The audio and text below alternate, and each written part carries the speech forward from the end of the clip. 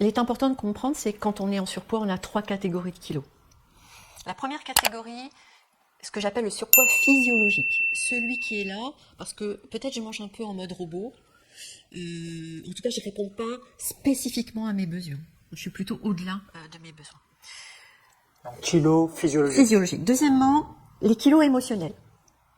Les kilos émotionnels, ils sont là parce que, avec mes difficultés émotionnelles, consciemment ou inconsciemment, je vais me retrouver à compenser par de la nourriture. Donc là, je stocke. Les kilos émotionnels sont là. Troisième catégorie de kilos, les kilos du stress. Et encore une fois, ce n'est pas moi qui le dis, ce sont des centaines d'études qui le montrent aujourd'hui. La première cause de surpoids, c'est le stress. La première cause de maintien en surpoids, c'est le stress. Donc, si on veut perdre du poids durablement, c'est important de travailler sur les 3 axes. Je peux m'occuper du contenu de mon assiette. Si je ne travaille pas sur mes émotions et sur mon stress, je vais peut-être lâcher que mes kilos physiologiques. Je peux aller travailler sur mes émotions. Si je continue à manger quand j'ai pas faim, il ne va pas se passer grand-chose sur les kilos physiologiques. Et si je suis dans le déni de mon stress, 80% quand même des personnes sont dans le déni du stress, j'ai des conférences spécifiques sur ce sujet-là, je ne peux pas entreprendre une perte de poids durable sans régime. Donc, mon approche, c'est vraiment les 3 axes. Il n'y en a pas un qui est meilleur que l'autre, il n'y en a pas un qui est plus fort que l'autre, c'est vraiment une approche globale. Donc, sur le premier axe, il s'agit de revenir à un comportement alimentaire beaucoup plus naturel. J'ai même envie de te dire inné. Je reconnais ma faim, je reconnais ma satiété. J'ai faim, je mange, je suis à satiété, je m'arrête. Ça paraît bête, dit comme ça. Mais très peu de personnes, aujourd'hui, savent reconnaître leur ressenti de faim et leur ressenti de satiété. Parce qu'il y a beaucoup de comportements conditionnés. D'ailleurs, les régimes vont nous mettre dans des comportements conditionnés, avec tout ce contrôle cognitif. Ça, je peux le manger, ça, je peux pas le manger. Je peux manger à telle heure, je peux pas manger. Donc, on n'est pas en train de manger parce qu'on a faim. On n'est pas en train d'arrêter de manger parce qu'on est à satiété. On mange ce qu'on nous a dit de manger, la quantité qu'on nous a dit de manger, à l'heure à laquelle on nous a dit de manger. Donc tout ça, ça vient perturber. Je parle beaucoup dans mes conférences du système homéostasique. Le système homéostasique, c'est ce qui nous permet, en toutes circonstances, en fait, d'adapter notre mécanique à notre environnement externe. Pour l'humain, par exemple, le système homéostasique va y avoir la température corporelle, la pression artérielle, la faim, la satiété, le sommeil, et tout ça. Et on n'a pas la main là-dessus. C'est un système qui fonctionne sans nous. Ce sont des mécanismes totalement innés et inconscients.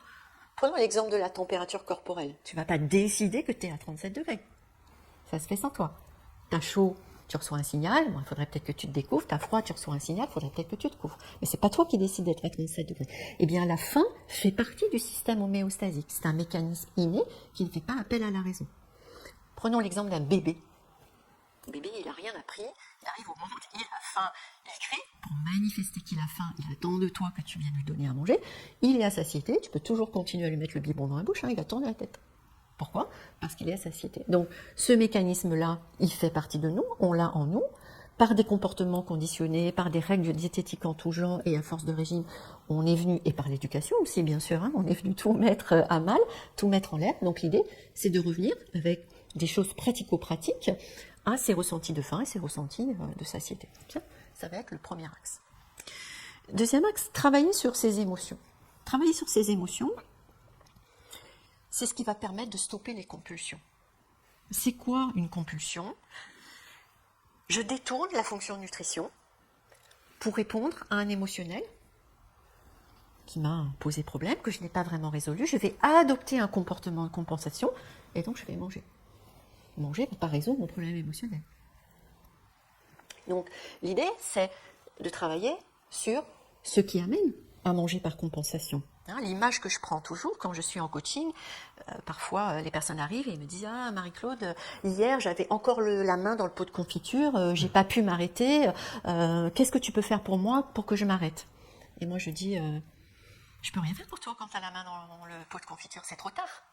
Mais ce que je peux faire pour toi, c'est qu'on regarde ensemble ce qui t'a amené à mettre la main dans le pot de confiture. » Et à travers la reprogrammation neurocomportementale, j'ai intégré une technique qui s'appelle la régulation émotionnelle, qui est une capacité naturelle que nous avons en nous de réguler nos émotions. Ça passe par des choses extrêmement simples, simplement on n'a jamais appris à personne à le faire. Ça passe par quand je suis dans une surcharge émotionnelle, quand j'ai quelque chose qui me prend un peu à partie, qu'est-ce que ça fait dans mon corps? Parce que il y a plein de débats sur les émotions, mais il y a bien une chose sur laquelle toutes les personnes et tous les scientifiques sont d'accord, c'est que une émotion va générer des ressentis corporels, des ressentis dans le corps. Donc, prendre en compte ces ressentis, les laisser évoluer pour prendre en compte valablement son émotion. Je ne suis plus en difficulté émotionnelle, je n'ai pas besoin d'adopter une stratégie de compensation. Troisième axe, le stress. Donc, je le répète, la première cause de surpoids, c'est le stress. En termes de stress, il y a des approches extrêmement classiques. J'explique d'ailleurs en conférence. Aujourd'hui, tu fais une recherche sur Internet sur le stress. En un clic, tu vas avoir 300 solutions pour pouvoir gérer ton stress. C'est bien, c'est pas inutile, loin de là, mais ça résout pas le problème de fond. Je suis en stress, je peux respirer, par exemple. Mais est-ce que ça va résoudre le fait que telle situation me met en stress? Non. Et donc, les approches classiques, c'est il faut toujours recommencer. Moi, je travaille avec deux approches du stress. L'approche neurocognitive, donc encore une fois, la vision des neurosciences, le fonctionnement du cerveau par rapport à un mode stress, et la vision épigénétique. Je vais commencer par la vision épigénétique. Le stress pose au-dessus de nos gènes une marque de stress. Génétique, c'est dans les gènes, épigénétique, c'est au-dessus des gènes. Les épigénéticiens nous ont démontré que nous sommes porteurs de marques épigénétiques, et donc on est porteurs de 3 générations. L'épigénétique aujourd'hui nous démontre qu'on peut agir sur notre environnement, on peut agir sur notre perception pour changer ces marques épigénétiques. Quelque part, avant, on nous mettait dans ce paradigme qui est c'est dans mes gènes, donc c'est gravé, je peux pas changer grand-chose, et si je suis malade, j'ai plus qu'à attendre que la science trouve des solutions. Bien sûr, la science a trouvé des solutions, mais elle n'a pas trouvé des solutions à tout, donc ce qui nous mettait plutôt dans une démarche un peu passive, j'attends que les choses se passent pour moi. Et puis l'épigénétique, non, on change de paradigme, on a le pouvoir d'agir, et moi je dis comme on a le pouvoir d'agir, on a même le devoir d'agir, et on peut changer les choses par ses comportements. On peut changer les choses en modifiant de façon profonde ses comportements. Alors ça peut être des comportements en lien avec l'hygiène de vie, mais ça peut être aussi changer ses comportements, et c'est souvent tout l'objet aussi d'un coaching de développement personnel. Qu'est-ce qui fait qu'aujourd'hui, quelque chose qui me fait stresser, demain je le verrai comme une opportunité. Donc, à travers l'épigénétique, on est porteur de ces marques de stress, et ces marques de stress nous amènent des comportements hérités, qui n'ont plus vraiment de sens aujourd'hui dans le monde où on vit. Un peu, pardonne-moi l'expression, Maxence, comme si on pouvait dire, je vois bien que ce comportement est déconnant là, mais j'arrive pas à faire autrement. Donc l'idée, c'est vraiment, en travaillant sur ces comportements, en reprogrammant ces comportements, à travers une reprogrammation du cerveau, modifier ces comportements pour ne pas être dans des histoires de stress qui n'ont aucun sens aujourd'hui. Je vais donner un exemple, parce que c'est le plus facile à comprendre. Une génération avant nous connaît la guerre et le manque de nourriture, c'est pas si loin que ça. Moi, c'est mes parents directement. Toi, c'est peut-être tes grands-parents. Donc, eux, ils ont vécu un stress. En plus, manquer de nourriture pour le cerveau, c'est quand même quelque chose d'extrêmement grave. Donc, on est porteur de cette marque de stress.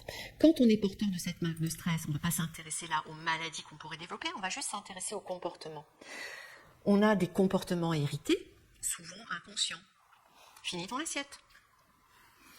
Je stocke dans mes placards, dans mon frigo. Qu'est-ce qui s'est passé au premier confinement?